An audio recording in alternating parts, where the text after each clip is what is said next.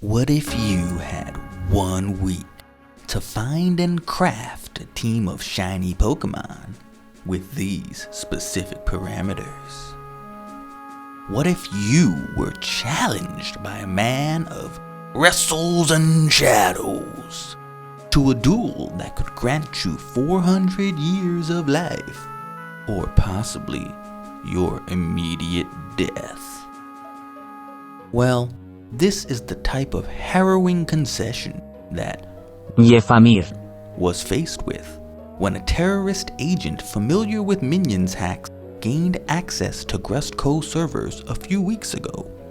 In courageous fashion, he humbly accepted this wager of wits and imaginations and freeness, and entered into the Alice in Borderlands-like world of the GRUSTER'S Cinco.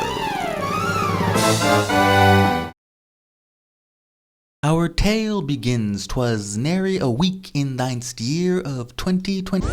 Our oven to 350. Lay there, moo trangles. Dental damn Daniels here. And I seem to have found another encroachment on my territory. So I'm here to set the record straight. This was easy as I got a ton of shiny Pokemon. Did some jank stuff nobody was expecting. And I beat that ass. We here at Grust Co sincerely apologize for the inconvenience. Sector Primo, the hunt.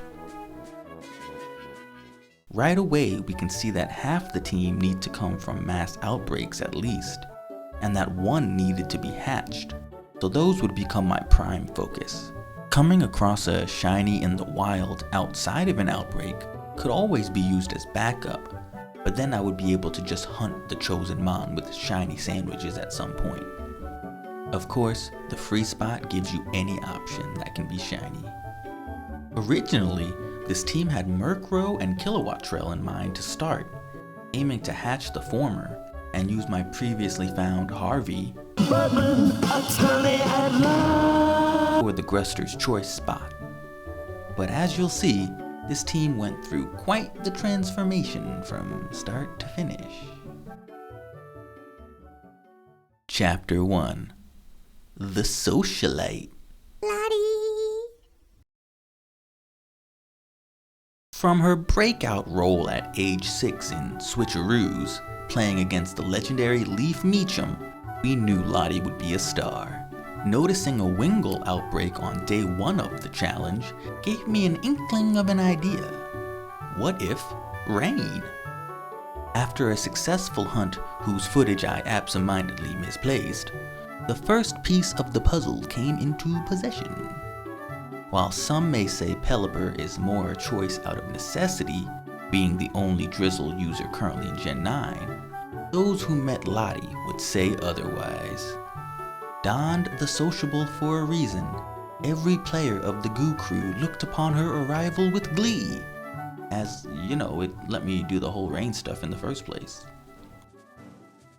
Originally having Surf instead of Icy Wind, and Roost as a thought before Tailwind, Lottie was pretty much here to bring rain and support.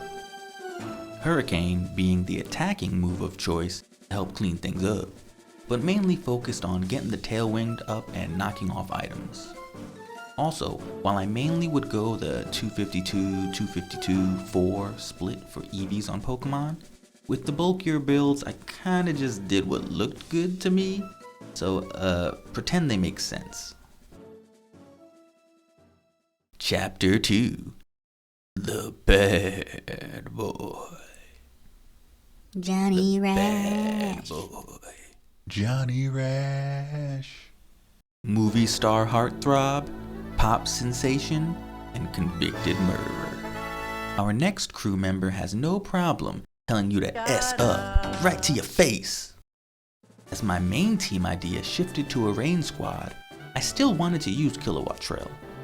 But instead of using it as the Tailwind setter itself, I wanted to utilize the teachings of GRUSTER'S scientific training imperatives.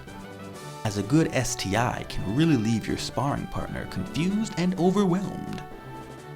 I still had the idea to use my own kilowatt trail, Harvey, as the flex spot, till I noticed a kilowatt trail outbreak on day 2 of the challenge. Why not?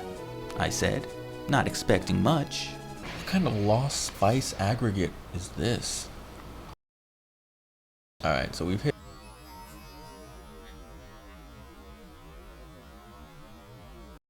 Alright, so we've hit 60 now. Oh, I think that's definitely, yep. Oh, it's the hatching session. But he, right, it's waiting. It's literally waiting. It's waiting on top of me. It's like, come on. All right. Alrighty then. Well, alrighty then.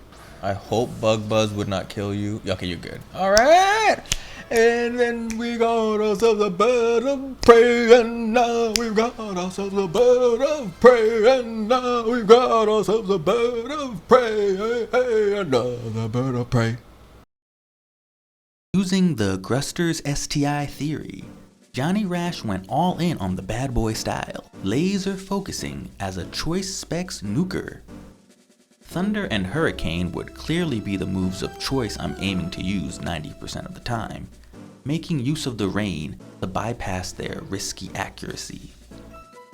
Volt Switch rounds things out to jump out of bad matchups early, but for the last spot, I noticed Weather Ball was an egg move. Combining that with Water Terra type and Volt Absorb, I thought Johnny could be a feisty alternate style to surprise an opponent who might be expecting Tailwind, or a lack of coverage that Weather Ball and Rain can provide. Chapter 3. Subs? Subs? Subs? Subs? Chapter 4. The Hatchling. Here, you want to stir, but only until it's lightly combined with the sauce and the... More attention, please. I don't make the rules. Okay, so as we can see, Subs actually used, Subs? My third and final Outbreak Pokemon, caught on the 3rd day of the challenge. I didn't even have this Pokemon in mind when thinking up my team. But once I saw the Outbreak, I had to give it a try. I always loved trying out new Pokemon, signature abilities and attacks, and jank strategies, so Earthworm was right up my alley. Rain would help mitigate the fire weakness, with the signature Earth Eater ability nullifying the ground weakness, leaving only fighting, which could make for some survivable switch-ins for the otherwise frail flying types on my team. I had some idea to maybe go Stealth Rock Spike support, which I probably should have done Stealth Rocks in hindsight, but the core idea of either coiling to boost herself up or using Shed Tail to give a substitute for a teammate to set up was going to be the main role for Subs here. Unlike Cyclizar, the other Shed Tail user, Earthworm isn't that fast, so you can actually get the benefit of tanking a hit, then giving a free switch in and substitute to a teammate. Rock Slide probably should have been Stealth Rock, but otherwise I like the gamble of Iron Tail since one coil pretty much gives you the accuracy boost to ensure it hits.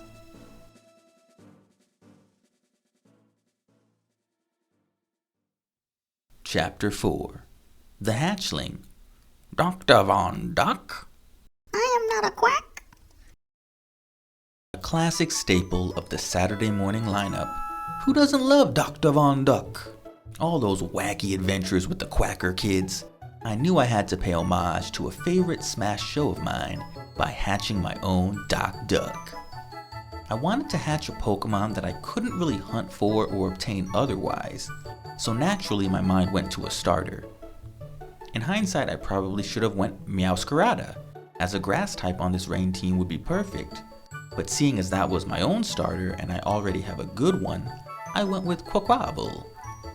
And this took quite a bit of eggs. hatching while I was hunting for others, eggs that I had originally started making on the Thursday before the challenge, in fact. GRUSTER'S tips. While the challenge does require all Pokemon to be found during the week of the hunt, aside from the free spot, it does specify hatched for the Pokemon that came from an egg, meaning you'd be free to make as many eggs as you like beforehand in preparation, and then just make sure the shiny hatches during the week of the challenge. Oh yes! Let's go! We are fucking done with the egg hunt. Let's go, Grinkus. We got our grunt. I was just thinking of Stromboli pizza meat, and now we got ourselves a real pizza treat. Fuck yes. Originally, I wanted Quaquaval to be my setup sweeper, using Bulk Up and possibly Roost to stay alive, while benefiting from Team Tailwind to start out faster, Rain to juice up Aqua Step, and then get beefy as Aqua Step and Moxie keep stacking up. However, when I was looking at egg moves, I thought I should definitely at least give it Rapid Spin, whether I kept it or not. Probably most disappointed with the gambit I took here with Dr. Von Duck, going normal Terra type with normal gem and acrobatics, to try and do some weird thing where Rapid Spin can kill someone who's not expecting it, giving me a speed and a Moxie boost, and then like, whoa, I'm crazy and wild. In actuality, Aqua Step in close combat, especially with Ice Spinner, which was my other choice, would be enough coverage and damage to get the job done, with Rapid Spin solely giving the benefit of hazard clearing. So I would have definitely chose Bulk Up and Ice Spinner instead of at least Acrobatics, and maybe Rapid Spin too, although keeping Rapid Spin did come in handy during this Gruster Cinco for sure. Chapter 5. The Fighter of Peace. Strong moves. On the far-off planet Strongar, strong animals wage an eternal fight. For Zeons, the fighting was peaceful, until the Paradox Mons arrived. I don't want to. I shouldn't say this right now. I just wish you could picnic reset in Area 0, but you didn't hear that. You didn't hear that. You didn't hear that. Area 0. I originally thought this was a battle for peace, but this, speak of Area 0, this was a declaration of war. While a Paradox Mon wasn't on my thoughts initially, the format allowed for 2 possibly at most, and with that call to war, only one thing came to mind. Only one being whose travesties and war crimes would make Siglumir Elskovich look like a sweet puppy hungry for Christmas morning. Only one face of death and destruction that leaves nothing alive in its wake. Iron Bundle is banned to Ubers on Smogon, but ain't banned from the challenge. So while the rest of my team is a fairly unique and offbeat ragtag band of misfits, I knew that having a ringer would be pretty important. So who else but the best of them all? Hydro Pump plus Freeze Dry is the incurable combo that hits everyone for neutral damage at least, and can sweep an entire team that's not ready for it. I don't know, I'm pretty confident on my 5. The biggest thing is I think there's no way my team gets rolled, right? Like, I'm trying to think. It's unrollable. 6.5 hours later.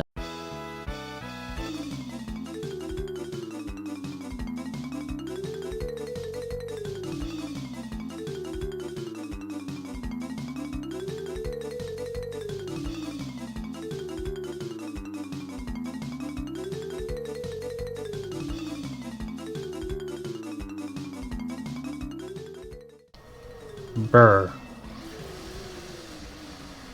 Hydro Yeah, Pump, that'll Freeze do it. Dry. That's the magic combo, right? I went Modest Nature to ensure that Quirk Drive would boost my special attack further, since I'd give the choice specs to Johnny Rash. And with Rain up, I felt pretty good about Hydro Freeze clearing everything once I took out any potential counters.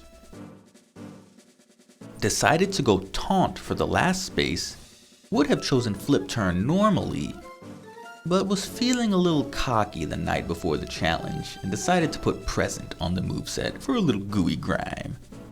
Never ended up using it, but yeah, it was there for the whole Cinco.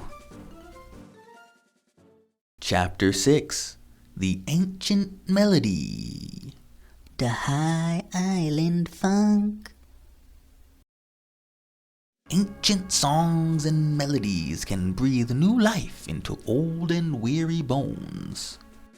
A last-minute addition, I decided to take some influence from my trip to the Dahai Islands for the Slingers International Tournament, incorporating their abundance of sugarcane and funk into this next slice of the squad. Sometimes you just need a little Dahai Island funk in your life. I shut up. You're making me blush. I shut. Gyarados is just a good Pokemon. Intimidate is always fearsome to have on a team, especially with the option of doubles, and Rain to boost the water damage even further all looked good to me. I did notice a heavy weakness to Electric and Rock after making this final team member swap, but I felt confident in the threat of Johnny Rash's Volt Absorb helping to mitigate it a bit. Waterfall and Terra Blast with Terra-type flying would be the main stabs to spam, with Earthquake for some coverage and to try and use against Earthworm in doubles. Rounding it out would be Dragon Dance so I can try and set up behind a sub or against an intimidated Pokemon that might switch out. Probably should have went with Heavy Duty Boots, but decided on Life Orb for the item to try and max out damage. Chapter 7, The Alternates. While the 6 I've just mentioned ended up being the team I brought with me, I did catch a total of like 28 shinies across the week of hunting and had a lot of choice options I didn't go with. Espathra with either Opportunist or Speed Boost was in my mind for a while, as well as the classic Gengar. The day before I had acquired Dahai Island Funk, I caught a gorgeous Dragonair that I evolved into a decrepit vomit-colored Dragonite, only to not use her at all on the squad. I also had a Palafin from before the challenge that was in my thoughts as an option for the flex spot, as well as maybe trying Tatsugiri with Storm Drain in a situation where I'd keep Surf on Lottie the Pelipper and maybe even try and baton pass the substitutes. However, there was one fallen soldier that should not have fallen at all, and for that, let us pay our respects to Plunk Jr. Chapter 8, The Forgotten. Plunk Jr. While never achieving the ubiquity of Smash, or even the always second consistency of #1 Kids Network, Plunk Jr. always had some flair to it. It wasn't afraid to be different, to try new characters and ideas that weren't the norm for Saturday morning cartoons. While their greatest success, Moroccan Funk Felines, was often criticized as being nothing more than an off-brand Egyptian jazz cats, real ones know that Plunk Jr. wasn't afraid to break the limits of imagination and run wild with prosperity. In that spirit, there's no way I could look at this water-heavy, electric-weak Rain team and not think about including a Clodsire with Water Absorb. In addition to the typing working perfect with my team, Plunk Jr. would provide excellent support with Stealth Rock, maybe even Toxic Spikes too, Yawn to put on pressure and stop people setting up, even another Earthquake user to synergize with the flying types, and Subs going all Zuzzy's ass with the Earth Eater. In the end, it ultimately came down to the parameters of the challenge itself that had Plunk Jr. sitting on the sidelines. The only other option I felt I could swap out for Dahai Island Funk would be Dr. Von Duck. Since that was my one hatched Pokemon, I had to stick with it. And as you're about to see, Plunk Jr. could have been the perfect pick and might have even given me the coveted 5-0 Cinco de la Grust. But alas, we shall never know. It's so hard to say goodbye to yesterday.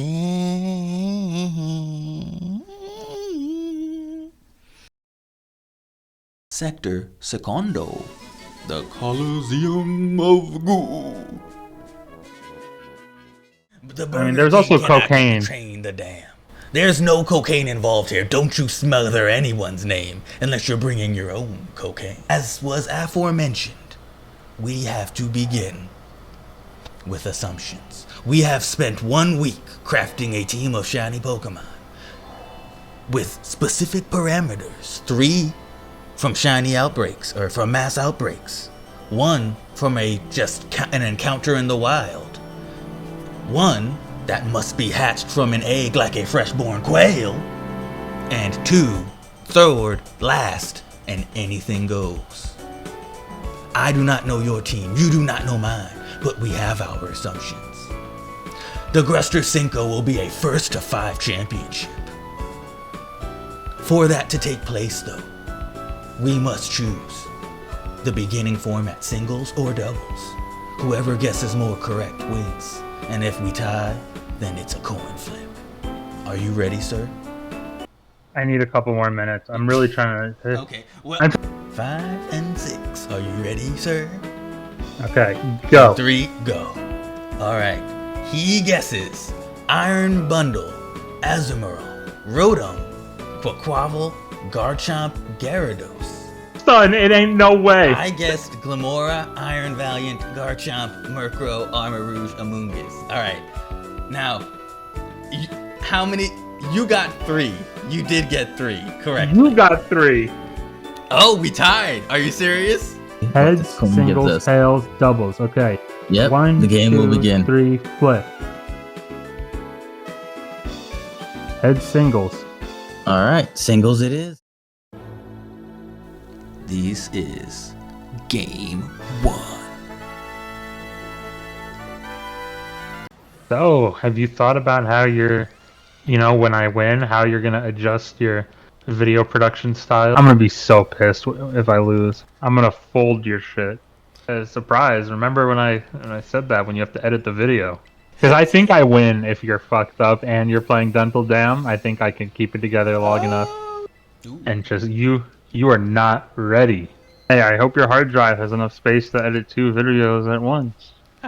I have to win the GRUSTER'S Cinco, man. So much is on the line. I'm playing 12D chess, brother. You don't understand. Like, I'm operating on a level of existence, dog, where, like, just the strategies, man, it's like you know what I mean? No, I don't know what you mean. To this day, I still do not know what he meant.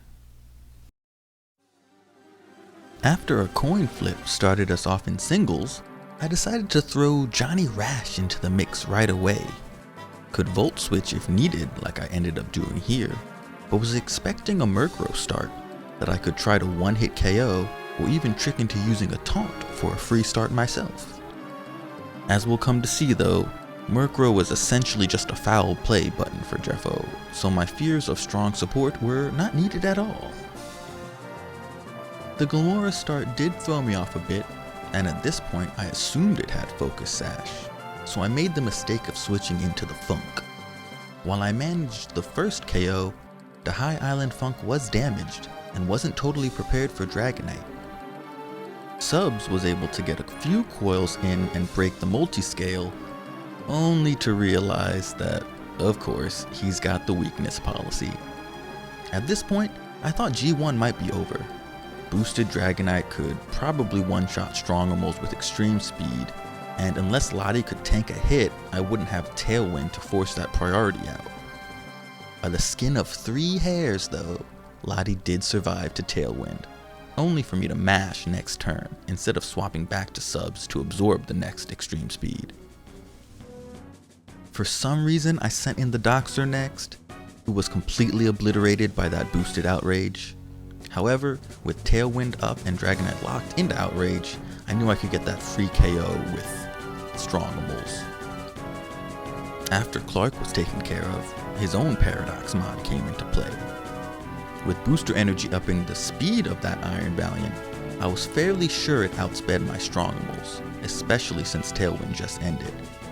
So I made a play to sacrifice the High Island Funk and get off an Intimidate, although they survived a turn longer than expected. Johnny cleans up Slice, and then has his frailty abused as Bill Boxman gets the Hydro Pump KO. Unbeknownst to me, at this point, I actually had just won the game. In fact, starting off like this, I probably could have gotten the 5-0 Cinco. But instead of, just pressing Freeze Dry 3 times into GG, something about Toadscruel threw me for a loop. For some reason, I brain farted out a taunt here, which led to Strongimal's death, and then Subs having to go up against one of its worst matchups on Jeffo's team. As Game 1 came to a close with a loss for the Goo crew, I was a little on guard. My own misplays getting in my head, thinking that maybe I have to take this battle seriously. Maybe old Jeffo did really brush up on Pokemon tactics, and that his team of top tiers would have the sheer advantage to keep me down. But just like my fear of a starting Murkrow Tailwind, this too would soon reveal to be just smoke and mirrors. Game 2.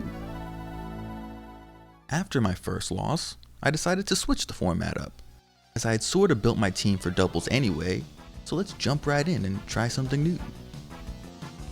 But once the match started, I realized my team kinda got totally destroyed by Rotom.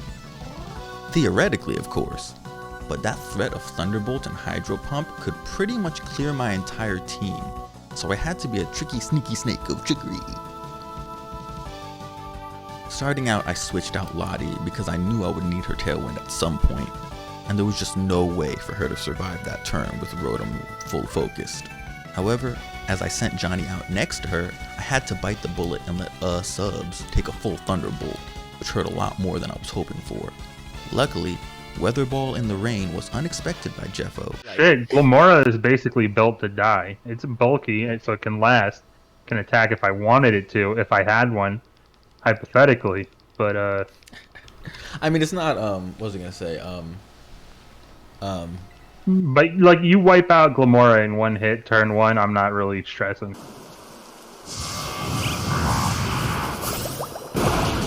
All right.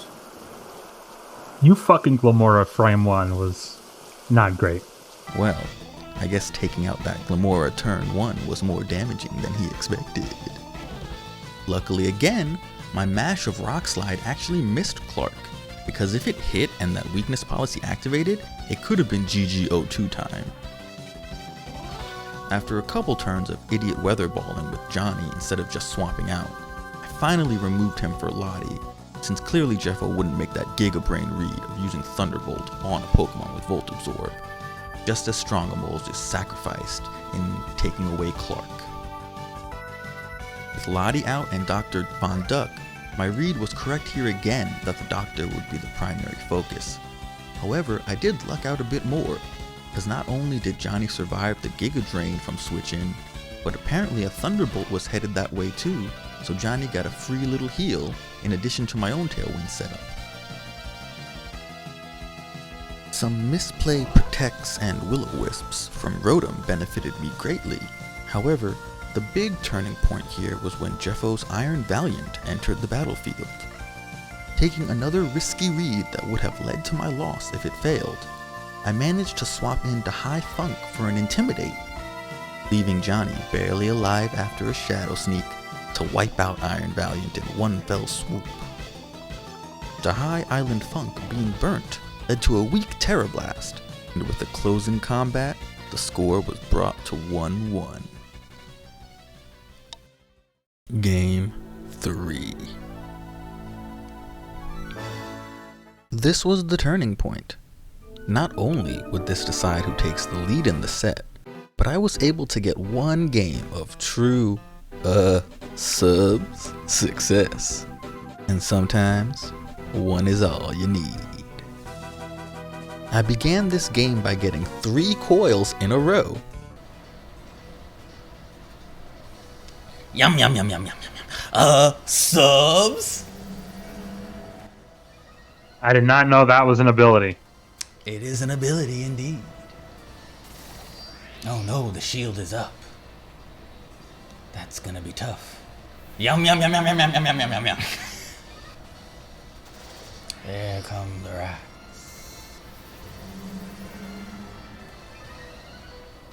Took a spiky protect before the swap to Clark to shake things up.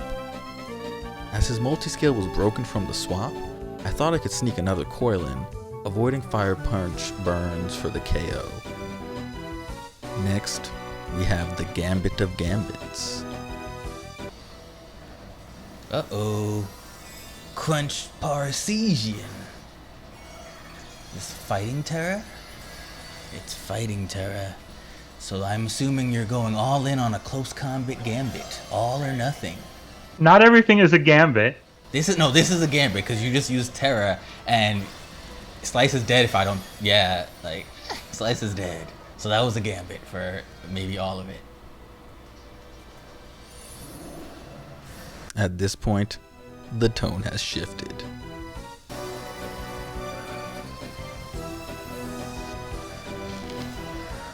Oh no. That's what I thought. Well, we better do the subs then. Goodbye, subs. You fought well. You did everything you needed to. And a will-o-wisp reed to pull off a shed tail let me mess around with Dr. Von Duck a bit. Dr. Von Duck, at your service.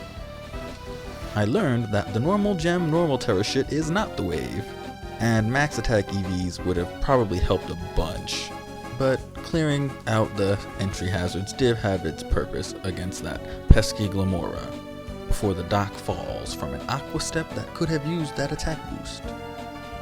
Johnny clears Grustina while switching back so Lottie can set rain. Spaghetti gets absolutely fucked. Gave you a little bit of a wibbly tibbler. Ah, that's a little icing on the wibble. Alright, dog. Adding the icing onto this Gruster's cake. Coming soon to your local Duster's Slop House, Sweetie Slops Night, our new mud cake. It's just a cake of mud. Delicious. Hey there everybody, Stalbo here, and we're doing a GRUSTE'R'S tutorial. You should cut some onions better than that, and make some homemade noodles and pasta, if that counts. And then you've got a big old pot. We're gonna put stuff in that pot, followed by water. It's boiling. We're gonna put stuff in that boiling water, and you can't forget the coupe de la listrange. Garbage. Then Johnny comes back to finish the little Rotobot.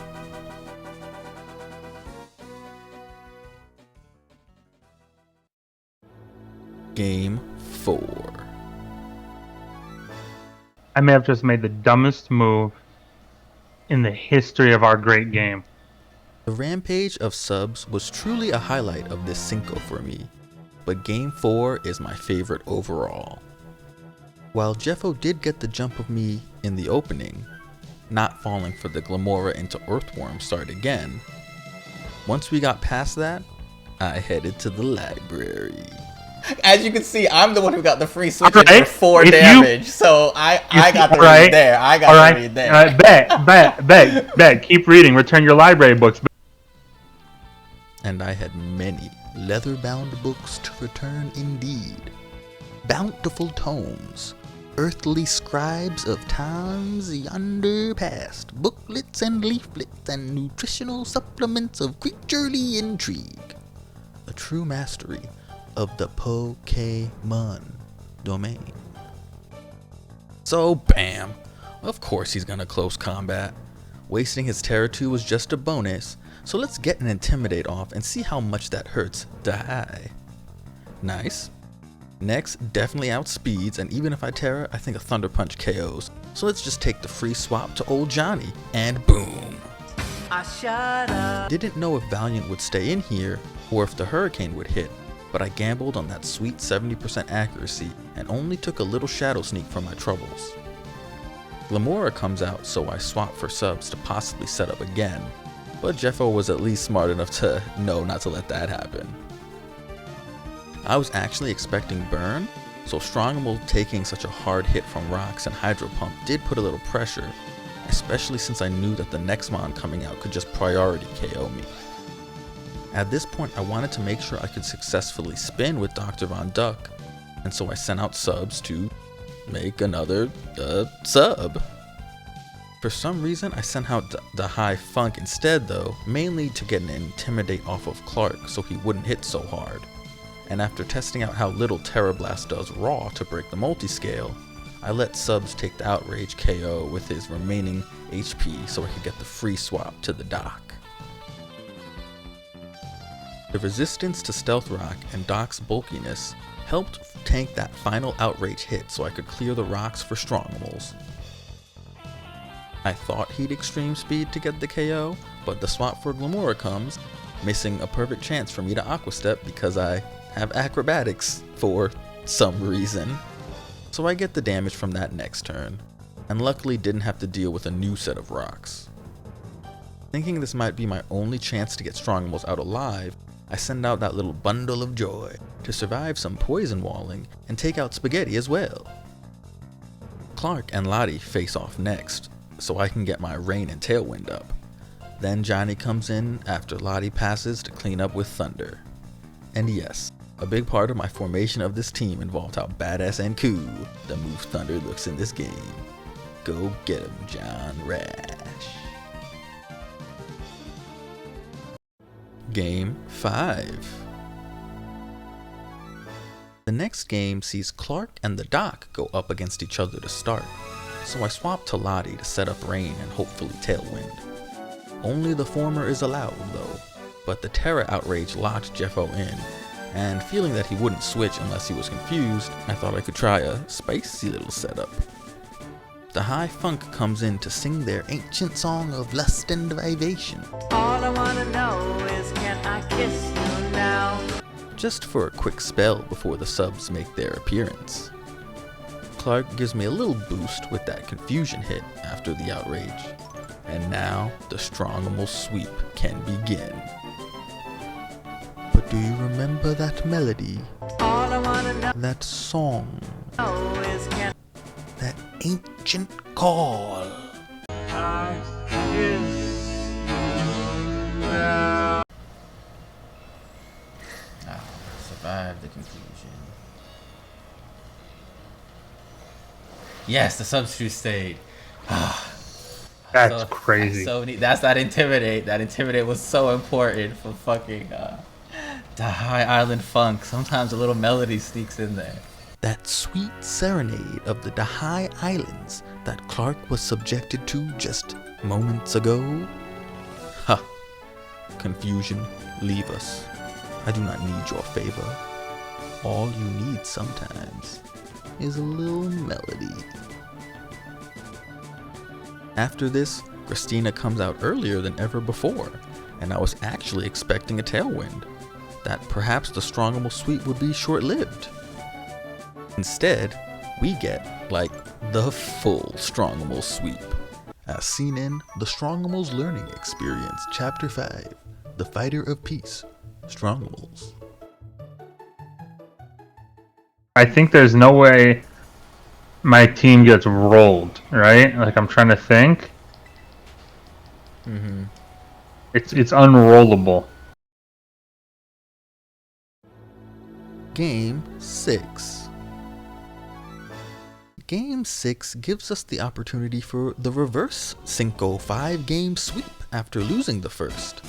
And we actually see a spicy mix-up from Jeffo going for doubles as the format.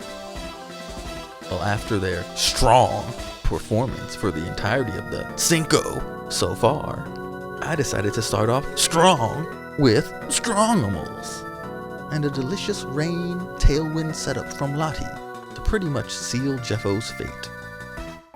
Clark comes out, and as I never wanted to even test if Freeze Dry would one-shot Clark with multiscale, I tried to take out Glam while knocking off Clark.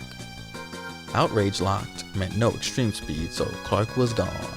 And instead of an icy wind or going for a hurricane confusion, I knocked off the Rocky Helmet Glamora, cause, like, why not?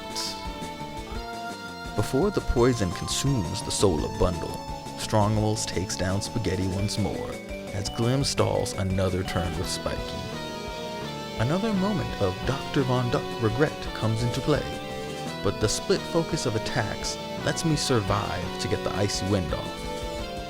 Finally, the Danger Man slice arrives, but getting out a rapid spin to clear hazards and another tailwind backup helped me bring into the endgame.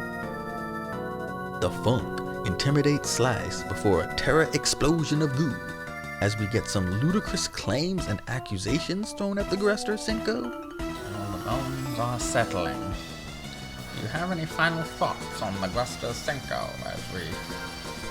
I think there needs to be an investigation. Investigation. Was the proper paperwork filed?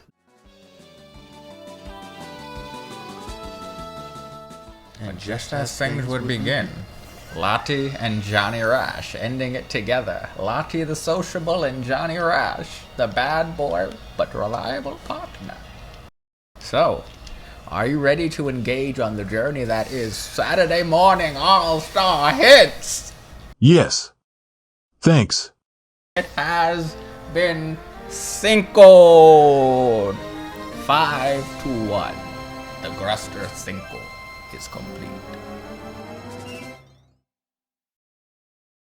Step final reflection. As the crux of our battle was reached, a revelation of magnanimous proportions was revealed through relevancy. Okay, what do we got? Do you see me? You're like zooming into the camera. Here's the truth. Dental Damn Daniels has completed this challenge with you. But in case you didn't know, there was a secret all this time. The whole time? Take these damn gloves off.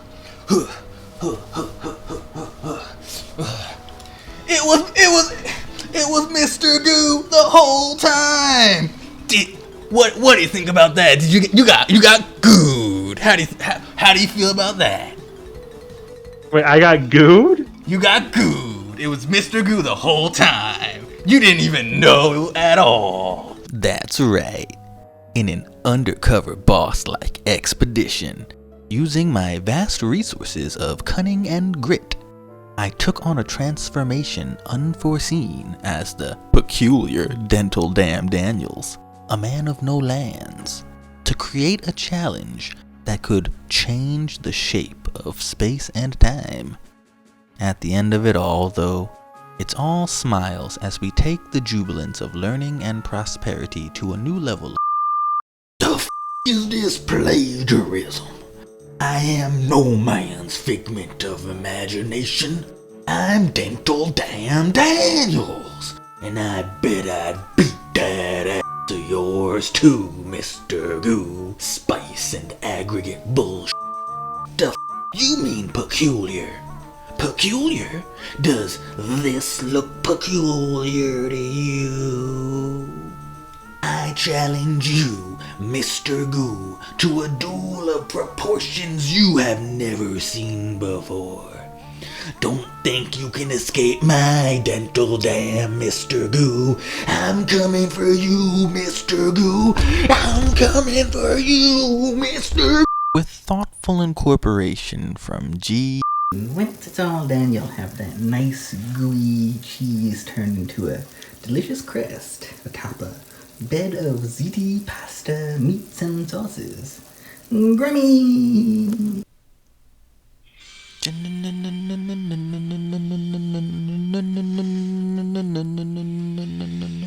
I wanna be the very Grust, like like no one ever grust. To grust them is my real task. To train them is my grust. I will travel across the grust, searching grust and wide. Eat gruster mind to understand the grust that is inside. Gruster mind, gotta grust 'em, it's you and me. You know it's my grustiny, gruster mine.